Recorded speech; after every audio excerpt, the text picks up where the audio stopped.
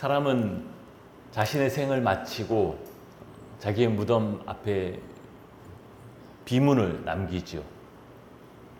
자기의 생을 마치면서 자기의 묘비에 남기는 그 한 문장은 결코 아무렇게나 정해지지 않을 것입니다.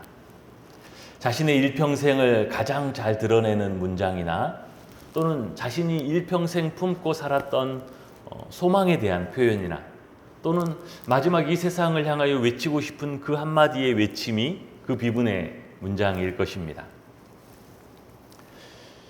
우리가 가끔 듣지요. 버나드 쇼가 남겼다는 유명한 비문이 있지요. 물론 그 원문을 조금 익살스럽게 번역한 것이 아니냐라는 평도 있긴 하지만 버나드 쇼가 남겼다는 비문은 이것입니다. 우물쭈물하다가 내 이렇게 될 줄 알았다. 삶을 주저하지 말라는 교훈을 두죠. 우물쭈물하면 결론은 이건데 왜 우물쭈물하느냐. 삶을 주저하지 말고 소원하고 원하는 것들을 향해 나아가라는 교훈이라고 생각할 수 있습니다. 조금 익살스럽지만 의미가 있는 비문을 몇 개 더 소개해 보면 이렇습니다.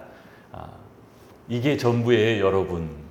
멜 블랭크라는 사람이 인생은 이게 끝입니다. 이렇게 마무리되는 거예요. 라는 교훈을 준다고 할 수 있고, 또 어떤 사람은 이런 비문도 있다고 합니다. 내가 아프다고 말했었잖아요. 내가 아프다고 계속 말했었는데 그래서 이제 이렇게 된 건데, 이런 비문도 있고, 또 프랭크 시나트라라는 사람은 가장 좋은 날은 아직 오지 않았습니다. 이런 비문도 있다고 합니다. 삶에 더 큰 은혜와 축복이 죽음 이후에 있음을 내다보는 거죠. 가장 좋은 날은 아직 오지 않았습니다. 그리스도인들에게 가장 많이 쓰이는 비문은 어떤 것일까요? 그리스도인들은 주로 성경 구절을 직접 인용하거나 그 표현을 갖다가 많이 비문에 쓰는데, 제가 뉴저지에 있을 때 저희 뉴저지 한인상조의 묘지를 제가 행정적으로 관리를 하고 여러 번 돌아보고 했었는데, 거기에서도 마찬가지였습니다. 많이 쓰이는 비문의 성경 구절들, 여러분도 들으면 그렇겠다 싶죠. 이런 구절입니다. 나는 부활이요 생명이니 나를 믿는 자는 죽어도 살겠고. 요한복음 11장에 있는 본문이죠. 또 마태복음 11장에 있는 수고하고 무거운 짐진 자들아 다 내게로 오라. 이런 비문도 많고요. 또 디모데후서 4장 7절에 나는 선한 싸움을 싸우고 나의 달려갈 길을 마치고 믿음을 지켰으니, 믿음으로 인내하며 살아온 자기의 인생을 그렇게 표현하기도 합니다. 또 비문 중에 가장 많이 쓰이는 구절 중에 하나가 이 구절입니다. 시편 23편이죠. 여호와는 나의 목자시니 내게 부족함이 없으리로다. 여러분은 여러분의 인생 마지막에 어떤 고백을 남기고 싶으신가요? 혹시 그런 생각을 해보셨나요? 믿음으로 산 사람에게도 죽음은 현실입니다. 그러나 그 죽음을 어떻게 맞이하느냐, 그 태도와 또 그 죽음을 마무리하는 그 장례를 통하여서 그 죽은 사람, 또 그 장례를 치르는 사람의 믿음이 잘 드러나지요. 우리 그리스도인들은 죽음을 절망이나 끝으로 이해하지 않습니다. 그러니 통곡하지 않죠. 절망하지 않습니다. 그 죽음 앞에서 인생이 이렇게 허무하다고 말하지 않습니다. 왜냐하면 우리는 죽음과 동시에 주님과 함께 있을 것을 믿기 때문이고, 또 부활의 새 몸으로 다시 살 것을 믿기 때문인 것이죠. 예수님 당시에 부활이 없다라고, 우리가 이렇게 눈뜨고 살아가는 이 현실이 전부라고 말했던 유대 종교 분파가 있었습니다. 바로 우리가 익숙하게 알고 있는 사두개인들이 그들이었어요. 사두개인들은 철저히 현실주의자들이었고, 그 당시 로마의 권력과 타협해서 현실의 권력을 누리던 사람들이었습니다. 그들이 죽은 자들의 부활을 부인할 때 예수님께서 그들에게 하셨던 말씀이 이것입니다. 너희가 성경도 하나님의 능력도 알지 못함으로 오해함이 아니냐. 죽은 자가 살아난다는 것을 말할진대 나는 아브라함의 하나님이요 이삭의 하나님이요 야곱의 하나님이로라 하신 말씀을 읽어보지 못하였느냐. 하나님은 죽은 자의 하나님이 아니요 산 자의 하나님이시라 너희가 크게 오해하였도다. 이 말씀, 나는 아브라함의 하나님이요 이삭의 하나님이요 야곱의 하나님이라 했던 이 구절은 정확하게는 출애굽기 3장에서 하나님께서 모세에게 하셨던 말씀입니다. 즉 시간 순서대로 생각해 보면 하나님이 그 말씀을 모세에게 하시던 그때에 이미 아브라함, 이삭, 야곱은 모두 죽어서 없어진 과거의 인물들입니다. 그런데 하나님은 그들에게 말씀하시면서 나는 아브라함의 하나님이요 이삭의 하나님이요 야곱의 하나님이로다 하면서 과거형 동사를 쓰시지 않고 현재형으로 말씀하셨습니다. 그들이 이 땅에 살다 죽어 없어진 과거의 인물이기 때문에 나는 아브라함의 하나님이었고 이삭의 하나님이었으며 야곱의 하나님이었다라고 말해야 맞는데 그것을 현재형으로 말씀하셨습니다. 그리고는 하나님은 죽은 자의 하나님이 아니요 산 자의 하나님이시라고 말씀하십니다. 즉 아브라함과 이삭과 야곱이 하나님 앞에서 과거 죽어서 없어진 존재들이 아니라 여전히 살아있는 현재의 존재임을 말해주고 있는 것이죠. 즉 육체적 죽음이 모든 것의 끝이 아니라라고 하나님 앞에서 여전히 그들이 산 자임을 말해주고 있는 것이죠. 오늘 본문에 이제 아브라함과 함께 믿음의 길을 걸어왔던 그 부인 사라가 죽어서 아브라함이 애통하며 부인의 장례를 준비하고 있습니다. 우리는 성경을 아브라함을 중심으로 보는데 너무 익숙합니다. 그런데 오늘 이 사라의 장례의 본문을 읽으면서만은 우리가 사라의 삶을 중심으로 한번 그동안의 이야기들을 다시 한번 되짚어 보는 것도 좋을 것 같습니다.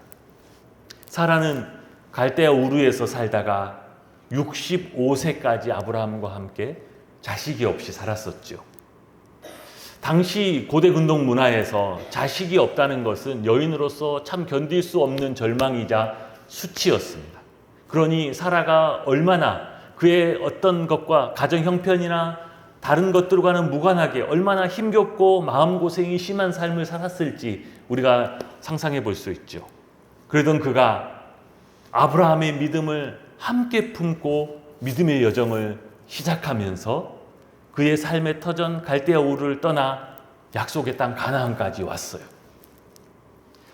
그러나 그렇게 큰 결단을 하고 믿음으로 아브라함과 함께 살았지만 가나안 땅에 온 이후에도 여러 가지 어려움들이 있었습니다.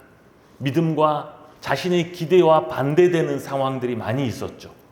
가나안 땅에 기근이 왔고 기근 때문에 어쩔 수 없이 애굽으로 내려가게 되었는데 그때는 또 이 남편 아브라함이 처신을 잘못해가지고 결국 바로에게 애굽의 궁으로 끌려 들어간 적도 있었지요. 약속하신 아들이 또 바로 태어난 것도 아니라 10년, 20년 그 이상을 기다려야 했고 심지어 자기의 몸에 더 이상 생식의 능력이 꺼져버리는 것까지 경험하면서도 그 인내의 시간을 기다렸습니다. 중간에는 지쳐서 그 약속의 말씀을 잠시 내려놓고 여종 하갈을 통해서 자식을 얻어볼까 했고 또 얻는 듯 했습니다. 그러나 그것이 그의 가정에 더 큰 풍파를 몰고 왔었죠. 그런데 그런 우여곡절 끝에도 아브라함과 함께 믿음으로 살았던 사라에게도 정말 기적과 같은 일이, 아니 정말 기적이 일어났죠. 믿음으로 아들 이삭을 낳은 것입니다. 사실 이삭이 태어난 후에도 사라의 삶은 여전히 역경과 고난이 있었습니다. 가장 큰 이유는 믿음으로 가나안 땅에 왔지만 가나안 땅에서 자신들은 여전히 수십 년이 지나고 있는 그때에도 여전히 땅 한 평도 없는 나그네로 살았기 때문입니다. 이런 일도 있었죠. 하루는 남편이 아침 일찍 일어나서 아들을 데리고 어딘가 멀리 며칠 갔다 온다고 하더니 나중에 알고 보니까 세상에 이 남편이 이 영감이 아들을 잡으려고 했다는 거예요. 한 번만 더 그랬다가는 내가 이 영감을 남겨두지 않으리라 아마 그런 생각도 했을 것입니다. 사라의 인생도 아브라함의 인생만큼이나 굴곡도 많았고 믿음의 시련도 많았습니다. 그럼에도 사라는 믿음의 길을 가고 있던 그 아브라함과 함께 동일한 믿음으로 하나님의 말씀을 따라 살았던 인생이었습니다. 성경은 이 세상에서 하나님의 말씀으로 사는 자들을 이 세상의 주인공이라고 합니다. 이 세상은 하나님의 말씀을 따라서 각자의 삶을 펼쳐 보이는, 각자의 삶을 공연하는 우리의 무대입니다. 이 세상은 무대예요. 무엇을 공연해야 하는 무대예요? 하나님의 말씀으로 우리의 믿음을 공연해야 하는 무대입니다. 이 공연이 끝나는 것이 우리의 인생이 끝나는 것이죠. 그런데 너무나 많은 세상 사람들이 이 세상을 어떻게 오해해요? 이 세상을 경쟁의 장이라고 생각합니다. 누가 더 돈을 많이 버는가 경쟁의 장. 누가 더 높은 자리에 올라가느냐, 누가 더 많은 명예를 얻느냐, 이 경쟁의 장으로 생각을 합니다. 그러나 세상은 그런 헛된 경쟁의 장이 아니라 하나님의 말씀으로 우리의 믿음을 공연하는 무대입니다. 그 무대에서 말씀을 따라서 살아가는 자들이 주인공이죠. 목사님, 이 세상에 더 잘난 사람, 더 훌륭한 사람이 많아 보이는데 우리가 정말 주인공이 맞습니까? 성경을 보면 요셉의 인생을 한번 봐보죠. 요셉의 인생을 기술하는 성경의 기록에 수많은 권세자들이 나오죠. 애굽의 그 큰 제국의 왕 바로, 그리고 그의 대신이었던 보디발, 그리고 그와 함께 감옥에 있었던 술 맡은 관원, 떡 맡은 관원들, 정말 화려한 사람이었고 그 큰 나라에 큰 권세를 가진 사람들이었습니다. 그런데 다 엑스트라예요. 종은 누구예요? 끌려온 종이 주인공입니다. 요셉이 주인공이죠. 아브라함의 인생도 마찬가지입니다. 아브라함의 인생을 쭉 따라가 보면 오늘 본문에 그 당시 그 땅을 차지하고 부유하게 살았던 가나안 해족속들, 그리고 애굽의 바로, 블레셋 왕 아말렉, 이런 사람들이 등장하지요. 한 세대를 풍미했던 권력자들이고 부자였겠지만 다 엑스트라예요. 주인공은 누구예요? 말씀을 따라 걷고 있는 나그네 아브라함입니다. 주인공과 엑스트라의 구분을 어떻게 하는 것입니까? 너무 쉽죠. 주인공은 대사가 굉장히 많습니다. 엑스트라는 대사가 별로 없어요. 엑스트라는 대사가 몇 마디 않기 때문에 대본도 필요 없습니다. 그리고 엑스트라는 몇 마디 하고 금방 죽어 없어져요. 끝까지 계속 살아남는 건 누구예요? 주인공. 주인공은 절대 죽으면 안 되죠. 주인공이 죽으면 극이 끝나기 때문이죠. 우리 인생의 대본은 하나님의 말씀입니다. 누구든지 하나님의 말씀을 따라 그것을 붙들고 살아가는 사람, 그가 이 세상에 하나님 보시기에 주인공이고, 아무리 겉으로 보기에 화려하고 많은 것을 가진 것 같아도 말씀 없이 살아가는 자들은 누구든 다 엑스트라입니다. 그래서 때로는 사람들 보기에 내 인생이 다른 사람들의 인생보다 더 힘겨워 보이고 더 힘든 일을 하는 것 같고 내 인생이 다른 사람들의 화려함에 비해서는 볼품없어 보인다 할지라도 여러분 절대로 기죽지 말기 바랍니다. 여러분, 주인공은 기죽지 않는 법입니다. 주인공은 절대 기죽지 않아요. 화려하게 잘나가고 떵떵거리는 사람들 다 하나님 보시기에는 엑스트라에 지나지 않습니다. 내가 주인공인 것이에요. 여러분, 원래 주인공은요, 고난도 있고 어려움도 당하고 때로는 위기도 겪지만 결국 주인공이 그 모든 것을 헤쳐나가고 이기고 마지막 해피엔딩으로 그 모든 것이 끝나게 되는 것입니다. 우리가 하나님의 말씀을 붙들고 사는 주인공이고 우리의 마지막이 해피엔딩이죠. 우리는 누구입니까? 최후 승리를 믿고 걸어가는, 이 길을 가는 자들, 그것이 바로 우리들 아니겠습니까? 사라의 삶과 죽음이 오늘 성경 안에서 이렇게 많은 본문을 할애하면서 주목받는 이유가 무엇입니까? 그가 하나님의 말씀을 붙들고 살았던 이 땅의 주인공이었기 때문입니다.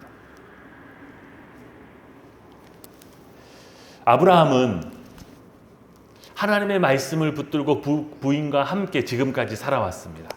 그런데 그동안 수십 년을 그 약속의 땅에 와서 살아가면서도 오늘 아내가 죽어 장사를 해야 하는데 그 매장할 땅이 없었습니다. 그러니 그동안 계속 나그네로 살았다는 것이죠. 오늘 아브라함은 아내 사례 장례를 위한 매장지를 구하고 있는데 그 과정을 아주 상세하게 기록하고 있습니다. 왜냐하면 이 거래는 굉장히 중요하고 이 거래에 대한 이 자세한 기록 그 자체가 이 거래의 영수증과 같은 역할을 하기 때문입니다. 아브라함은 헤브론의 거민이었던 헷족속에게 가서 장례를 위한 매장지를 달라고 하죠. 오늘 4절에 보면 나는 당신들 중에 나그네여 거류하는 자이니 당신들 중에서 내게 매장할 소유지를 주어 내가 나의 죽은 자를 내 앞에서 내어다가 장사하게 하시오. 그랬더니 그 헷족속의 대답이 6절에 이렇습니다. 굉장히 아브라함을 존대하죠. 내 주여 들으소서. 당신은 우리 가운데 있는 하나님이 세우신 지도자이시니 우리 묘실 중에서 좋은 것을 택하여 당신의 죽은 자를 장사하소서. 우리 중에서 자기 묘실에 당신의 죽은 자 장사함을 금할 자가 없으리이다. 그래서 그들의 이 호의로운 그들의 말에 아브라함이 말하기로 당신들의 뜻들이 그러하다면 구체적으로 나를 위하여 8절부터 보면 소알의 아들 에브론에게 구하여 그가 그의 밭머리에 있는 그의 막벨라 굴을 내게 주도록 하되 충분한 대가를 받고 그 굴을 내게 주어 당신들 중에서 매장할 소유지가 되게 하기를 원하노라 하매. 구체적으로 에브론의 소유로 있는 막벨라 그 밭과 굴을 자기에게 대가를 받고 달라고 했습니다. 그랬더니 이 에브론 그 땅 주인 역시 대답하기를 11절에 내 주여 그리 마시고 내 말을 들으소서. 내가 그 밭을 당신에게 드리고 그 속의 굴도 내가 당신에게 드리되 내가 내 동족 앞에서 당신에게 드리오니 당신의 죽은 자를 장사하소서. 이 에브론도 역시 똑같은 호의로 대답을 하는데 그에 대한 아브라함의 말이 13절 청하건대 내 말을 들으시오. 내가 그 밭 값을 당신에게 주리니 당신은 내게서 받으시오. 내가 나의 죽은 자를 거기 장사하겠노라. 헷족속과 땅 주인 에브론은 아브라함에게 당신이 보고 좋은 곳을 택하여 장사하시면 됩니다. 누구도 못하게 할 사람이 없어요. 에브론의 그 막벨라 밭과 그 굴을 달라고 할 때에도 역시 땅 주인 에브론도 그렇게 말했습니다. 밭도 무덤도 쓸 굴도 그냥 드릴 테니까 그것에 장사하라는 것이죠. 정말로 아브라함을 존대하는 듯하고 그를 높이는 듯하고 무엇이든지 그가 원하는 대로 다 할 수 있는 듯 말하고 있는데 그런데 아브라함은 이상하게 계속해서 그 땅 값을 주겠다고 합니다. 아니 반드시 값을 주고 그 땅을 자기 소유로 사겠다고 하죠. 왜 아브라함은 그들의 호의를 그냥 그렇게 받아들이지 않고 기어이 값을 주고 사겠다고 하는 것일까요? 중요한 것일수록 값을 제대로 지불을 해야 됩니다. 값을 지불하지 않은 것들은 그 가치를 쉽게 잊어버리고 또 값을 지불하지 않는 것은 언제든지 상황이 변하면 쉽게 빼앗기게 됩니다. 왜요? 값을 지불하지 않았기 때문에. 값을 지불하지 않고 그들의 그 호의만 믿고 아이고 옳았구나 공짜구나 하고 거기에 부인을 장례했는데 나중에 시간이 좀 지나고 그들의 마음이 변해서 무덤을 비우라고 그러면 어떡할 거예요? 비워야죠. 어떡하겠습니까? 인간의 마음을 어떻게 믿고 시간이 지나고 상황과 형편이 지나면 어떻게 그들의 마음이 이전과는 다른 마음이 되고 다른 말을 할지 어떻게 장담할 수 있겠어요? 그 무덤이 그렇게 사소한 것입니까? 그렇지 않죠. 중요한 것일수록 절대 말만 믿으면 안 되죠. 중요한 것일수록 절대로 공짜 좋아하면 안 되고 소중한 것일수록 반드시 값을 지불해야 하고 그 증표를 남겨야 합니다. 계약서를 써서 남겨야 되는 것이죠. 아무 곳에나 원하는 곳에 장례를 치르고 매장을 해도 된다고 하는 그들의 호의에 아브라함이 끝내 값을 지불하고 사겠다라고 할 때 그때 그 땅 주인 에브론이 말하는 것이 15절인데요. 내 주여 내 말을 들으소서. 땅값은 은 400세겔이나 그것이 나와 당신 사이에 무슨 문제가 되리이까? 당신의 죽은 자를 장사하소서. 이 문장 자체 분위기만 보면 땅값을 얘기하는 듯 하지만 여전히 굉장히 호의롭게 안 받아도 되는 것처럼 하고 있는데, 근데 땅값이 은 400서겔 정도 된다고 합니다. 얼른 우리는 감이 안 오죠. 그런데 이 가격은 당시 예상 가격의 적어도 10배가 되는 가격입니다. 완전히 바가지죠. 그러니까 그동안에 보였던 모든 호의와 그들의 말하는 것이 거래의 방법, 거래의 기술이었을 뿐이고, 심지어 그들의 마지막 숨겨진 의도는 이 마지막에 드러난 거예요. 은 400세겔이라는 것입니다. 은 400세겔이 어느 정도냐? 여러분, 시간이 한참 더 지나서 예레미야 때에 예레미야가 아나도트의 밭을 살 때, 그 밭을 살 때 가격이 은 17세겔이었습니다. 아마도 이 막벨라 굴이 있는 그 밭보다 훨씬 더 큰 밭이었을 가능성이 크죠. 근데 단 17세겔이었어요. 사무엘하 24장에서 다윗이 나중에 성전 부지로 쓰이는 아라우나의 타작마당을 살 때 그 타작마당, 성전 부지가 될 만한 그 타작마당과 그때 제물로 드렸던 소를 같이 값을 쳐서 얼마를 줬느냐? 은 50세겔을 줬습니다. 그런데 그 콧구멍만한 밭 하나에 400세겔을 달라 최소한 10배 이상을 부른 것이죠. 그동안에는 괜찮아요. 그냥 가져다 쓰세요. 우리 사이에 무슨 그럽니까? 원하는 대로 하시면 됩니다. 그러다가 나중에 한 100만 원짜리를 나중에 무슨 뭐 굳이 하려면 이게 뭐 한 1000만 원은 되는데요. 이러면서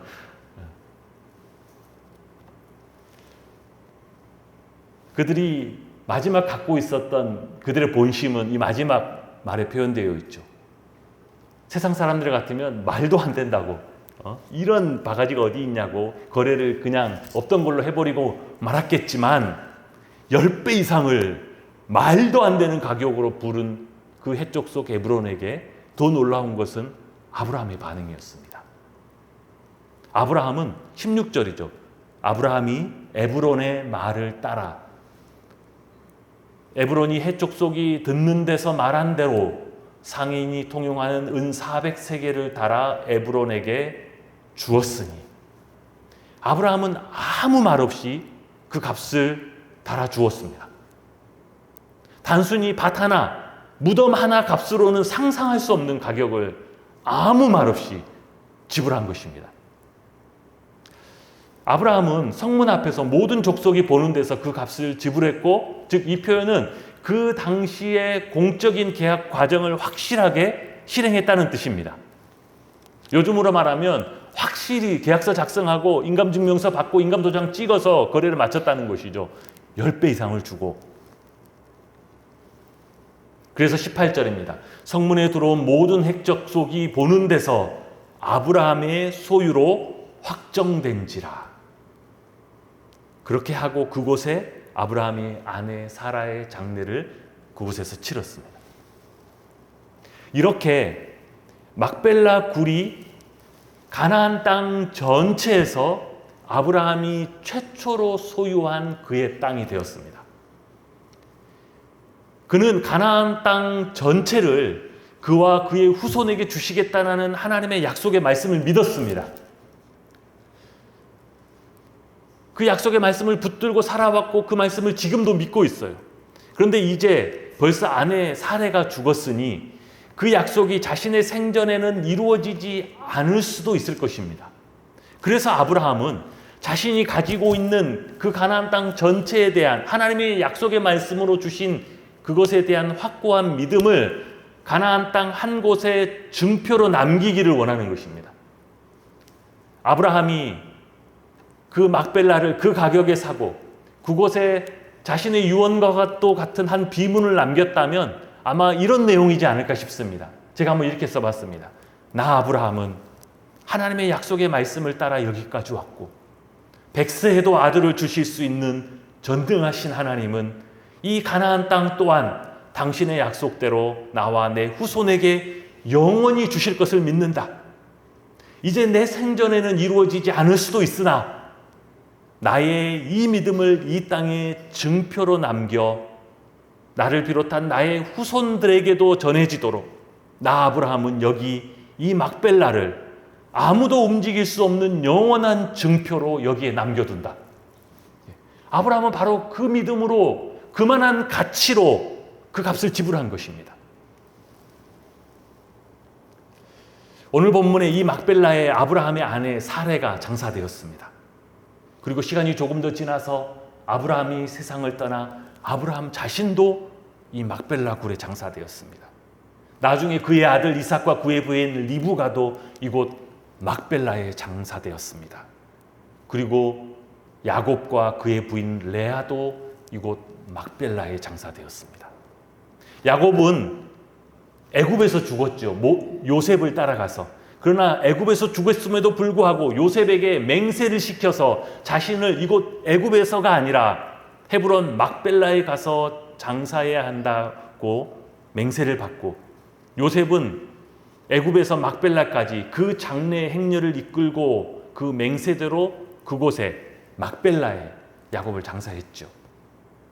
이렇게 막벨라는 아브라함과 이삭과 야곱과 그들의 모든 부인들이 함께 장사된 곳이 되었고, 이후에 이 막벨라는 이스라엘 민족 전체의 성지가 되었습니다.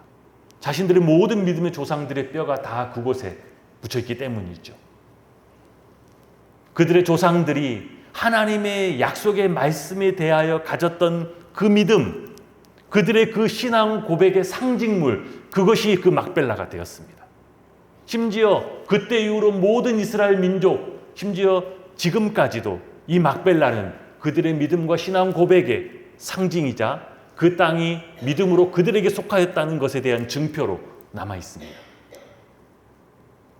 가장 소중한 것을 위해서는 그에 걸맞는 값지불을 해야 합니다. 아브라함이 왜 아무 말 없이 그 작은 땅을 400세겔이나 주고 샀는지 이유가 있었습니다. 아니, 그는 더한 값이라도 지불했을 것입니다.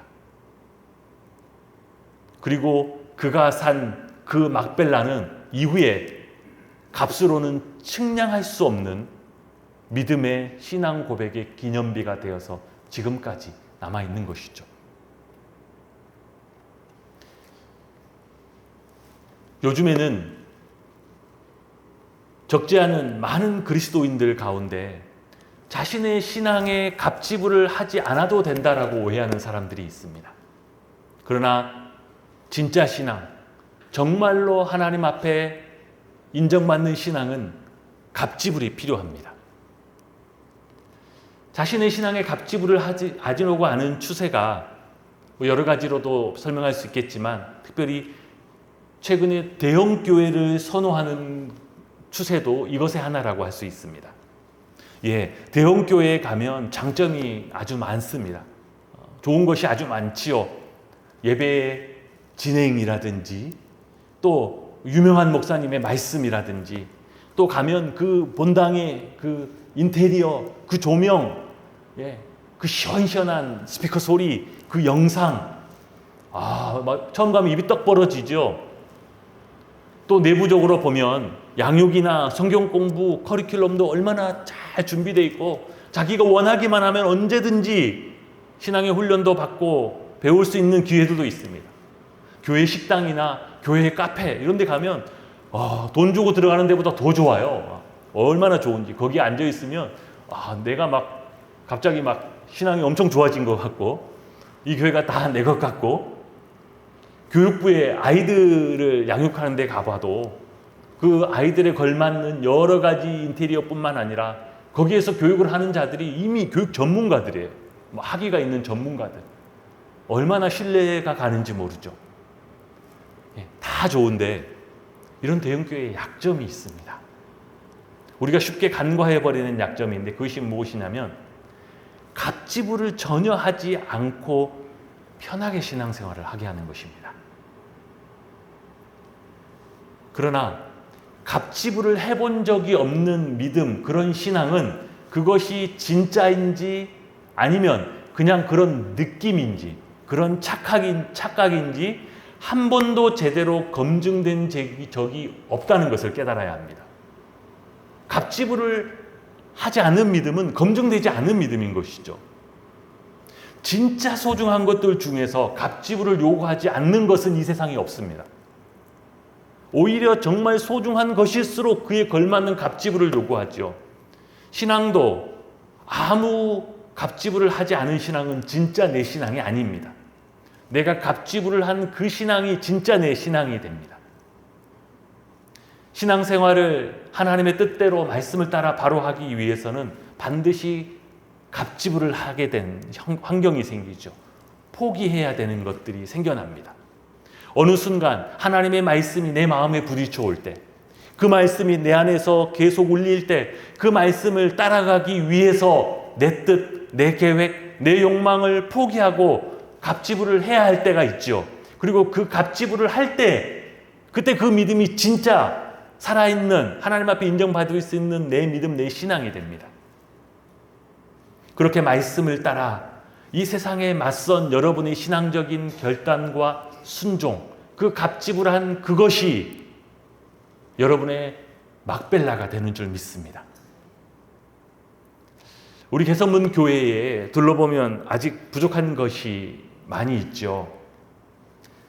예를 들어서 우리 교우들 한 분 한 분에게 우리 개선문 교회가 앞으로 어떻게 더 발전했으면 좋을까요? 라고 이렇게 묻는다면 모든 성도님들이 나름 바라는 교회에 대한 한두 가지 정도의 소망은 있을 것입니다. 앞으로 우리 교회가 이렇게 되었으면 좋겠습니다. 이렇게 변하고 이렇게 발전하고 이런 모습으로 이런 모양으로, 그런 바람이 있다라는 것은 교회에 대한 기대와 애착이 있다는 뜻이기도 하지요. 그러나 그만큼 지금 우리 교회의 모습 안에 누군가가 갑지불을 하면서 세워가야 하는 부분이 이곳저곳에 있다는 뜻이기도 합니다. 그러니 여러분이 눈물의 기도로, 봉사로, 또 제물로 갑지불을 하면서 하나씩 세워가는 이 개선문 교회가 여러분의 막벨라가 되게 하시기를 주님의 이름으로 축복합니다. 그 결단과 순종이 또 그렇게 세워져 가는 우리 개선문 교회가 여러분의 인생의 신앙의 기념비가 되게 하십시오. 그렇게 여러분의 막벨라로 세워지게 될 때 그것이 여러분의 신앙의 상징물이자 기념비일 뿐만 아니라 그것을 통해서도 후손들에게까지 믿음의 이정표가 될 줄 믿습니다. 이 막벨라를 세우는 모든 우리 성도님 되시기를 주님의 이름으로 축복합니다.